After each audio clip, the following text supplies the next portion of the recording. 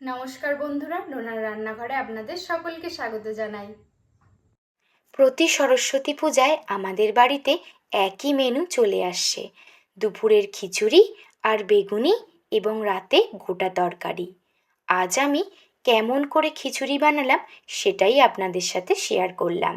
এই খিচুড়ি বানানোর জন্য আমি নিয়েছি গাজর, আলু, ক্যাপসিকাম, ফুলকপি এবং বিনস। প্রথমে আমি 1 কাপ নর্মাল ভাতের চাল নিয়ে চালটাকে ভালো করে ধুয়ে নিলাম। আর অন্য একটি পাত্রে 1/2 কাপ মসুর ডাল, 1/2 কাপ মুগের ডাল নিয়ে ডালটাকেও ভালো করে ধুয়ে নিলাম। কড়াই সর্ষের তেল গরম করে টুকরো করে কাটা ফুলকপিগুলোকে পরিমাণ মতো লবণ এবং হলুদ দিয়ে ভাজতে লাগলাম। অন্যদিকে একটা হাঁড়িতে বেশ কিছুটা জল ফুটতে বসিয়েছিলাম। সেই জলের মধ্যেই চালগুলো তুলে দিলাম।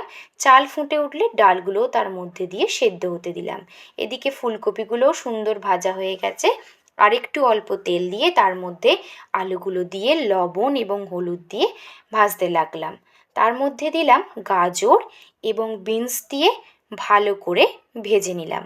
ভাজা হয়ে গেলে সবজিগুলোকে তুলে নিলাম। এবারে ওই তেলেই দিয়ে দেব গোটা জিরে, শুকনো লঙ্কা, তেজপাতা।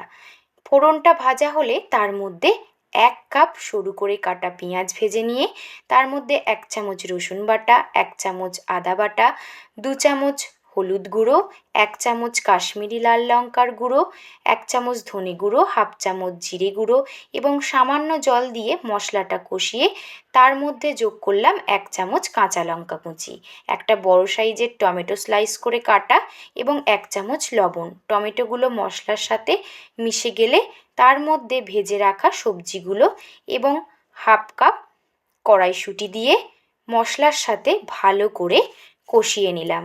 তারপরে সিদ্ধ করা চাল ডালের মধ্যে তুলে দিয়ে ভালো করে মিশিয়ে দিলাম। এই সময় দিলাম স্বাদ মতো লবণ এবং 1 চামচ চিনিও দিলাম। সবজিগুলোকে সুন্দরভাবে সেদ্ধ হয়ে গেলে ভেজে রাখা ফুলকপিগুলো তুলে দিয়ে খুব ভালো করে সমস্ত উপকরণগুলোকে মিশিয়ে দিলাম। দেখতে হবে খিচুড়িটা তলায় লেগে না যায়।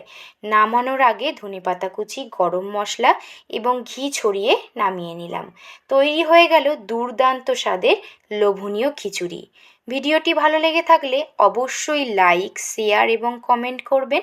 আর আপনি যদি আমার প্রোফাইলে নতুন হয়ে থাকেন তবে আমার প্রোফাইলটিকে ফলো করে নেবেন।